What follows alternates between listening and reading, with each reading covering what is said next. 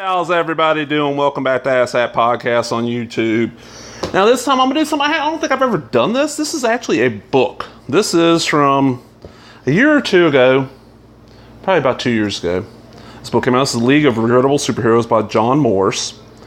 Featuring Fat Man, Dr. Hormone, Fantoma, Bozo the Iron Man, The Eye, Amazing Man, and more. Now, check this out first. This is published by LRS Books and Quirk. I got a little bit on the back here. Look up in the sky. It's a bee. It's a clown. It's a giant eyeball. And we get some more characters. The Face, Pat Parker, War Nurse, Dr. Vampire, Nightmare and Sleepy, and Moon Girl. Now, just a little, I acquired this. My mom's youngest sister, remember her youngest sibling, I refer to her as my crazy aunt, and don't get on my case about that. She refers to herself as my crazy aunt. She's a little nutty. She has her issues, but lovable woman, will do anything for me. She saw in the local newspaper, I think it was, a little write-up about this book. This book seemed to get a lot of press when it came out. I remember hearing about it from piles of people, and she asked me, oh, would this be something you would enjoy for like Christmas? I'm like, yeah, because she knows I like to read, she knows I like comics, and she knows I'm into the history of comics. Now, what I didn't know going into this is that a lot of these characters I knew about thanks to, damn it. I think the site's called the Digital Comics Museum. I think that's it. Just Google Digital Comics Museum. It will bring you to the sites, and on a lot of these comics that appear in here, all these characters, are in the public domain now, which means nobody owns them anymore. They're free for anybody to use. So people have sat down and scanned either the actual issues or microfiche or whatever of the comics and put them up for free download. You can download them there, read them on your tablet, your computer, your laptop, anything like that. And there's some really good stuff in there. Now, this is only the public domain stuff, but there's characters in there, perfect example of a character that people would know of. Two. Plastic Man, who most people now would know him from, he appeared on that Batman Brave and the Bold cartoon, but been around since World War II era, I'm pretty sure. Company went under. The old Plastic Man stuff is public domain, so it's up there, and it's really good stuff. Jack Cole draws it, really good stuff. And the other character would be, he's known now as Shazam. Growing up, the live action show in the cartoon was called Shazam, but his name was Captain Marvel. This was by Fawcett Comics. This was a series that, it was kind of like a good-natured, humorous kind of take on Superman. Well, they got sued. The company, Fawcett Comics, got sued by DC Comics for the character being too close to Superman. They went under blah, blah, blah, blah, blah. The public domain. That's what a lot of this is. So you can go read, like, Fantoma, I knew who this was because I've read a lot of public domain comic scans. So let's start from here. And we got cover logos and cover blurbs from all kinds. Skate Man, Captain Tootsie, Smash Comics, Hit Comics, still only 35 cents. Now this is the hardcover edition, and this is not the Loot Crate version. They came out with a different version of this book in Loot Crate, which I want to say was a smaller version and was not a hardcover. That's the Face, which modern audiences might know him because he appeared in Dynamite Comics Project Superpower series, which the original run was really good. The Warren Ellis reboot was decent. I have not read the newest one, but let's just see. And let's see, that's the Red Bee, I think. And we get a list of all the characters, but let's just see here. That's Pat Parker, and he divides John divides us up into the Golden Age, the Silver Age, and the Modern Age, and we got a thing of knowledge. Let's just see what some of these characters are. Got a little introduction with some nice art, The Golden Age. Now, this guy says the Golden Age of comics is from 1938 to 1949. There's a lot of art in the comic fandom. There's always arguments over when did the Golden Age start, when did it end, when did the Silver Age start, when did it end, and what has happened since. I've heard people refer to like stuff as the 70s era comics as the Bronze Age or the Copper Age. And so most people this is close to what most people have as being in the Golden Age. Got some more. Invisible Scarlet O'Neil, one of them I actually had heard of. First one is 711. I like this. Created by, I usually tell you who created it. Where did it be? Okay, Police Comics, #1, which is Quality Comics. Now 711 was just he's kind of like a Batman style character. We have Amazing Man. Now this one I know for a fact was one that didn't appear very, very much. Created by Bill Everett. Bill Everett is the guy who created Namor the Submariner. Debuted in Amazing Man Comics number 5, numbering continued from the unrelated Motion Picture Funnies Weekly by Centaur Publications, September 1939. Okay, Amazing Man was another one of these Superman rip. After Superman first appeared, there was piles of Superman rip-offs. Amazing Man was one. I don't know if the company actually got sued or they heard DC was. So the character only appeared a few times, got revamped, and appeared in Protectors. The Protectors from Malibu, who I've talked about. If you go back and watch my Comics Arena issue 2 video, I'll talk about the Protectors a little bit in that. And since then, I want to say Amazing Man appeared in like Project Superpowers. What? Atom Man. Now this is, what company published Atom Man? Spark. Now Spark is one of those companies I don't know a lot about. I never even heard of this character or Spark until I found that comic database by the Digital Comic Museum. I know Atom Man is there, and look at that. I mean, for the time, that's not bad art. Then we have the Black Dwarf, and the cover of Spotlight Comics number 2, 10 cents. I'm thinking about it. This is in, you know, the mid-40s. Comics were 10 cents, and I just recently found a comic from the early 70s out of my collection that was only 15 cents. Now, look, think about that. Since I was born and started collecting comics, they were 35 cents when I first started collecting. That was in the 70s, late 70s. Since then, in right at 40 years, comics went from being 35 cents to being $3.95 an issue. And they wonder why the comic industry is slumping so badly. Tells you who's created by, where he debuted, also known as the Blue Monk and Hey Shorty. I have read a few appearances of the Black Dwarf. That's another thing at that Digital Comics Museum. A lot of these characters, people will sit down and take, like, because back in the day, in the Golden Age, almost every title was an anthology title. So let's just say I'm going to create a character out of my head. So let's just say that the Asshat Comics Company back in the 30s had a anthology title called Asshat. And their main hero in it was Urban Champion. But Urban Champion would only appear in maybe 2 stories in the issue, each 10 pages. And the rest of the issue would be filled in with other characters. Many people think you got more. Many people feel like they got more for their money. Well, a lot of people in the Digital Comics Museum have been really nice and went taking characters like, the ones I've seen the most is like Phantom Lady. They'll take like all the appearances of that character, put them in publication order, and they make like a file where it's like all that. So instead of having to download a bunch of issues of, let's just say, Spotlight Comics to get just the Black Dwarf stories, you can download just the Black Dwarf collection. Neat, like I said, a really great thing. The Bouncer.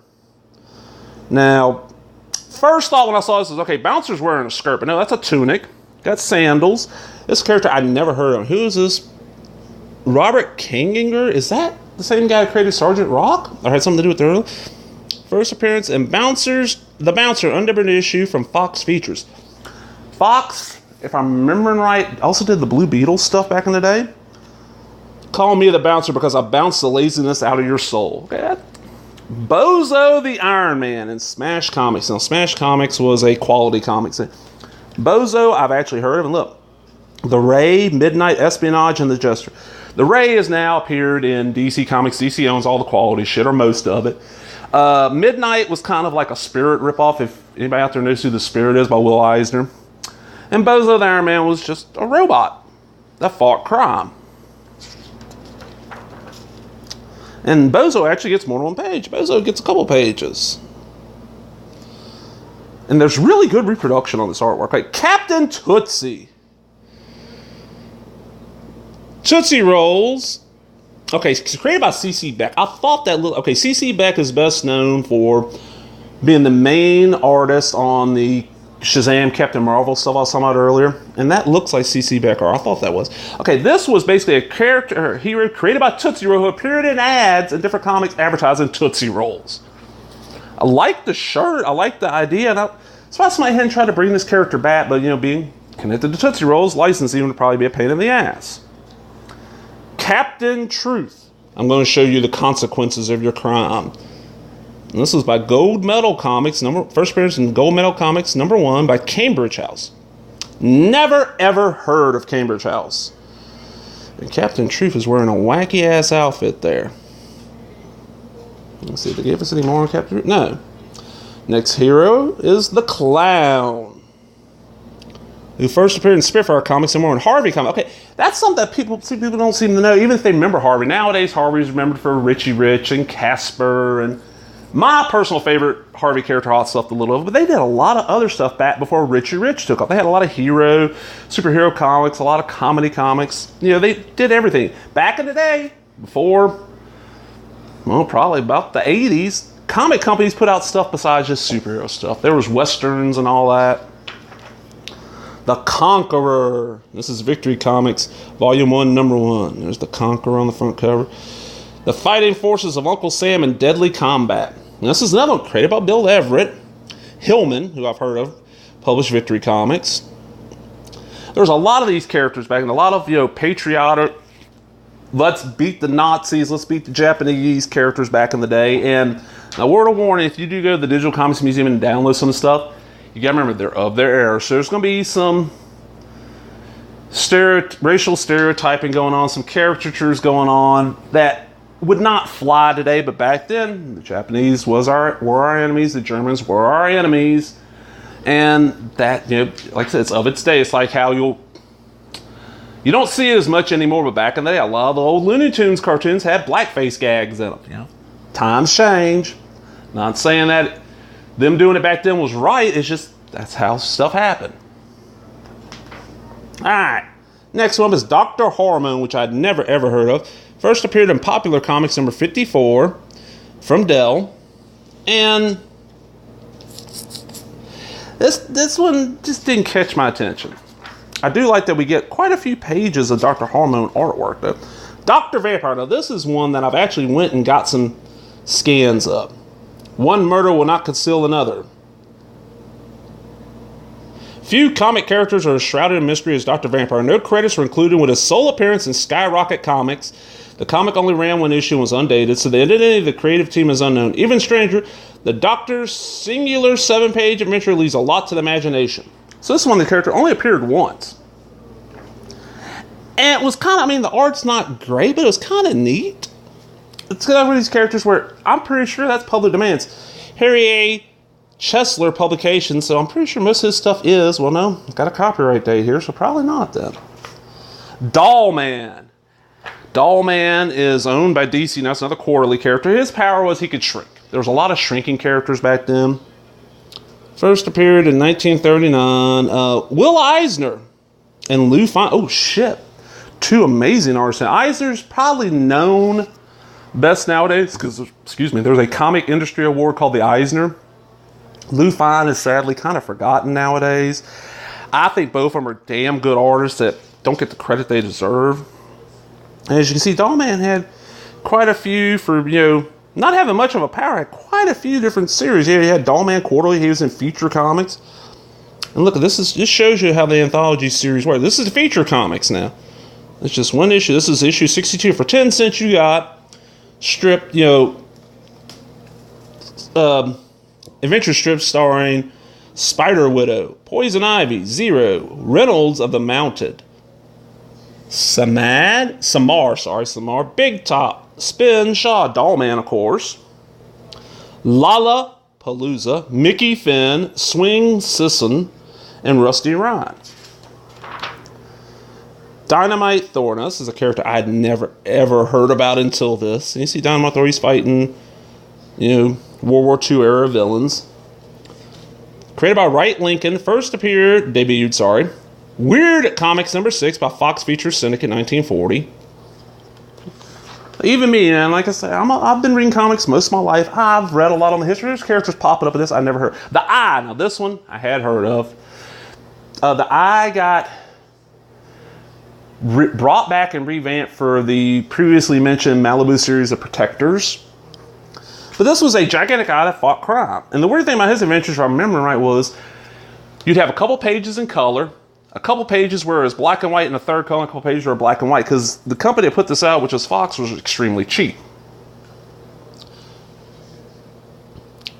As it says here, you know, most superhero pseudonyms are intended to be understood metaphorically. Iron Man isn't really a man made of iron. Green Lantern isn't a piece of verdant camping equipment, and by and large, the Beast is in fact a lovely fellow. When it comes to superheroes whose names can be taken literally or better at him, face value, there's no more outstanding example than the eye. And as you can see here, the eye is just a giant floating eye. The face. This is the one I mentioned earlier, the face. And his thing was he had this mask that just scared everybody. See, there he is with the mask. Now, in the Project Superpowers revamp, the mask is apparently part of his face. I wish that page would stay open. And that's his power. He creates fear in people. And this was a Columbia Comics character. Okay. Big Shot Comics. Created by Mart Bailey with Gardner Fox and Vincent Sullivan. I know who Gardner Fox is. Here we go. Fantoma, Mystery Woman of the Jungle. Now, Fantoma was created by Fletcher Hanks as Barclay Flack. Fletcher Hanks is becoming more and more known. It was an outsider, did comics for a very short time, has this weird look to his, oh look at, his art has a very distinctive look to it. And I'd never heard of Fletcher Hanks until part of Image's next issue project, where they take old Golden Age anthologies and publish what would have been the next issue if the company hadn't stopped publishing it. Stardust the Super Wizard appeared. I read the thing, I was like, oh, this is kind of interesting. So I went and looked up Stardust the Super Wizard and found out about Fletcher Hanks. And now, since then, Fantagraphics has published 2 nice collections, probably about as big as this, of most of the stuff that we know was done by Fletcher Hanks. Fletcher Hanks very seldom signed anything with his real name. But Fantoma was this woman that lived in the jungle, and she normally looked like a blonde-haired woman here, but then she would transform into this evil skull thing and fight crime. Let's see, there she is. Now, I don't think... Oh, Fletcher Hanks left the feature halfway during its run. Now, that's definitely Fletcher Hanks' artwork. Funny Man. Now, this was a Siegel and Schuster, who... of course, we're known for creating Superman. I think another video I was trying to say Joe Simon created Superman. Sorry about that. This was published by Magazine Enterprises in January 48 for the first appearance of Funny Man #1, which is this one right here. And this was them trying to create their own character that they owned that would make them a pile of money. And sadly, Funny Man did not take off. They got screwed by DC. And sadly, it wasn't until DC got publicly shamed that they got what they should have got. That Siegel and Schuster got what they should have got. But, you know, just nice artwork, as always. Little editor's notes, some more pages of art. The Ghost Patrol. This is one I actually had heard of. This is from DC. And it's 3 ghosts that help out other people. And they're all, if I remember, they're all ex-military. A lot more artwork there. Invisible Scarlet O'Neil. This is from... debuted in the Chicago Times. Oh, what company published this? Harvey. Okay. I knew about this character because there was a hardcover book I got when I was in my early teens. I cannot remember the name of it. I still have the book somewhere. And it covered the history of comics. Invisible Scarlet O'Neil was introduced in it. She's considered either the first or one of the very first super heroines in comics. They actually had powers and so she could just turn invisible. And as far as I know, the character has really not been used for anything since Harvey quit publishing them. The Iron Skull by Carl Burgos. Now, I've heard the name Carl Burgos. This was debuted in Amazing Man #5 by Centaur. And was a second robot superhero in comics after Bozo. So, just a robot fighting crime. You know, decent little artwork here. Okay, I'm sorry, everybody. I'm going to have to pause this for just... Alright, sorry about that. I had to go take care of something quick. The next character we got here is Justin Wright. Justin Wright. Now, this was another quality character.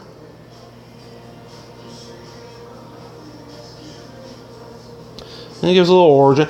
This is another one of the characters I knew nothing about until this comic. Kangaroo Man, another one. Now, this is not the Kangaroo Man that I know of, which was a Spider-Man villain back in the day. This is a hero from Great Comics Publications, first appeared in Choice Comics #1. And created by Iger and Chuck Winters. SM Iger. Is that the same? No, it's Jerry Iger ran the studio. But good detailed art. And as you can see, there's a lot more than just Kangaroo Man in there. Kid Eternity. Well, this is probably one of the better known characters. Kid Eternity was another quality comics character created by Otto Binder and Sheldon Moldoff. If I'm remembering right, back in the day, no, I wouldn't know. It's after this. It's after DC got Kid Eternity. If I remember right, is somehow related to the Marvel family. Captain Marvel Jr., Mary Marvel, all that. He ended up, what it was is Kid Eternity was being raised by his uncle. Accident happens. They both die. They show up in heaven. Kid Eternity finds out he was died before he was supposed to, so he gets sent back to Earth. He has the power to call the spirits of anybody who has lived and now died for advice. Neat little idea that Grant Morrison got a hold of in the late 80s, I'm thinking, because it's pre-Vertigo, and revamped it as kind of, well, pre-Vertigo, a little short miniseries. And then Anno Centi, if I'm remembering right, I'm pretty sure it's Anno Centi, because I've got a full run somewhere, I need to reread them, created one of the first Vertigo series, when Vertigo started up, was a Kid Eternity series. And they've changed. You find out that Kid was being used by a demon and all stuff, but just a neat little idea for a character that ain't really used, but I love this cover. It's just plain and simple, good artwork. I like this one with the skull on, that's kind of good. And see, there he is, he's pulling out characters from books. Just a neat idea for a character you don't see. Lady Satan. Dynamic Comics #1, created by George Tuska. That's not who I was thinking Madam Satan from Archie. Mad Hatter, a new kind of comic magazine, the Mad Hatter. 10 cents. Now this is a company I've never heard of. OW Comics Corp. And this issue, if this is the first issue here, I'm reading the debuted information over here, was in February, came out January, February of 46. Yeah, back then comics did not come out monthly. You know, a lot of them were like every 2 months, 4 times a year. You know, it wasn't like nowadays where most of the stuff comes out monthly. And there's a little information on the character there. That's actually issue #2, sorry. Then we get some art. That's some nice artwork there. The man. There we get a little editor's note. Now this is one I actually knew about, Madame Fatale. First appeared in Crack Comics #1 from Quality. A lot of quality characters in here. Okay, and Crack Comics was not named after the street drug crack. It was just, that was a term back then. Madame Fatale. Really simple. When actor Richard Stanton's wife passes away and his daughter is kidnapped, the heartbroken but critically acclaimed actor and master of disguise simply vanishes from public life. 8 years later, Stanton is only a memory. In his place stands Madame Fatale. The little old lady becomes comicdom's first cross-dressing superhero.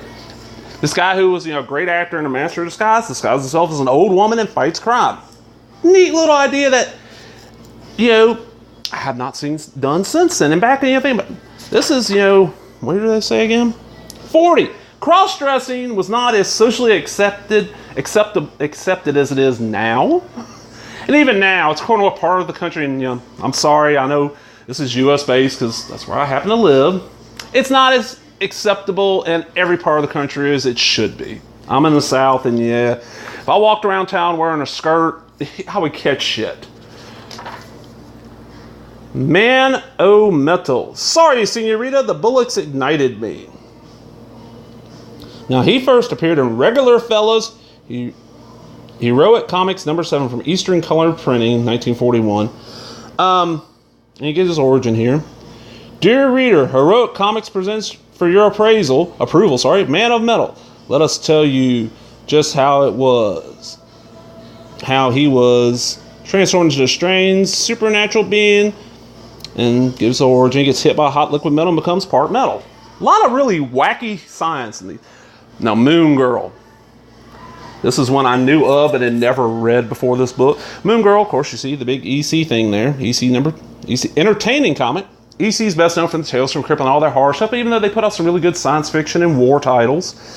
Now, Moon Girl was created by Max Gaines, Gardner Fox, and Sheldon Moldoff, and first appeared in the Happy Hooligans #1, published by EC Comics in 1947. Never read anything Moon Girl besides a little bit here and a few other little snippets I've seen online. Neat idea though. She was kind of like a combination of like Buck Rogers / Flash Gordon and Sheena, and was probably the biggest thing EC had going on before Tales from the Crypt, exploded. And this is another one that Never heard of Mother Hubbard. Look at that old scary looking witch.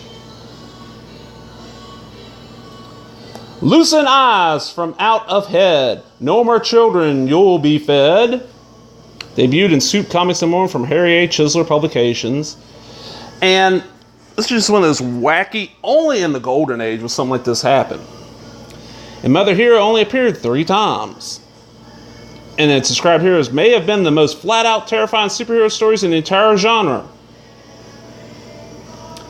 Back then, everyone in the Cape and Cowl fought a few Nazi masterminds. Only Mother Hubbard confronted a race of gnomes who pried the eyes out of children's heads with a crowbar. And I went and looked these comics up. Yes, that's what happens. And there's Mother Hubbard. Matter of fact, here's the trolls that pry the eyes out. Gnomes. Music Master. This is a regular fellows thing. Like traveling through music notes. Kind of neat.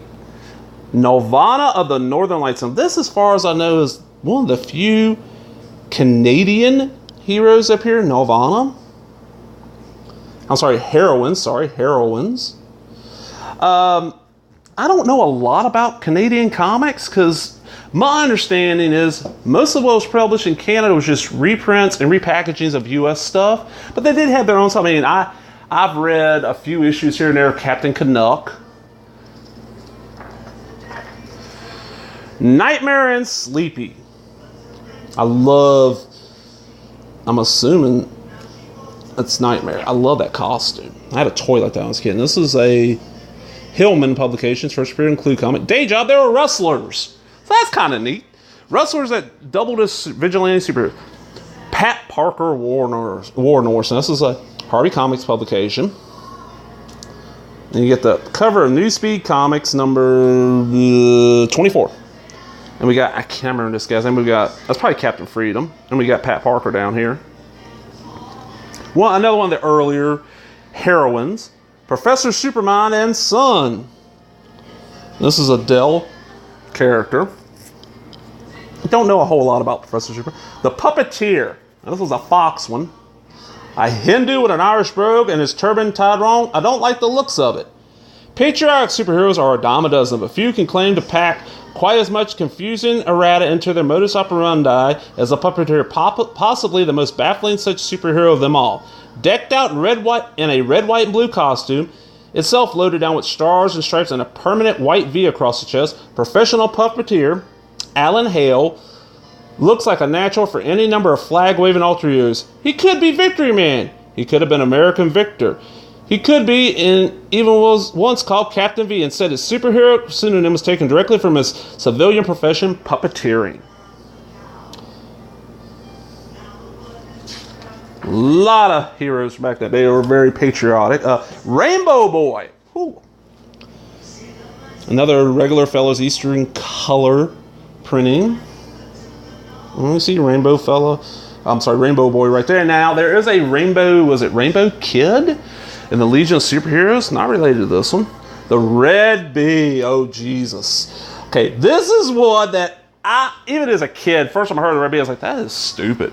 And that would have been in like a Who's Who issue. Red Bee, like a lot of these early heroes, had no powers. And so he's just got a gun there, but he has a belt, which you can't see here. And he has a trained bee that stays in the belt, and he can cause it to come out of the belt and go do his bidding. Yeah, that was his power. He had a trained fucking bee. This character is owned by DC, because DC owns the quality stuff, and I don't think he's made many appearances in the past 20, 30 years. But they sure do. Look, there's his bee. Ow! During his 25 consecutive appearances in hit comics, the Red Bee was slugged in the noggin or otherwise knocked unconscious more than a dozen times. That might explain a lot of things, including why they called it hit comics. That's kind of cute. I love this cover. This cover's got some great artwork on it. The Red Torpedo. Now, this is a Crack Comics character. It's a quality.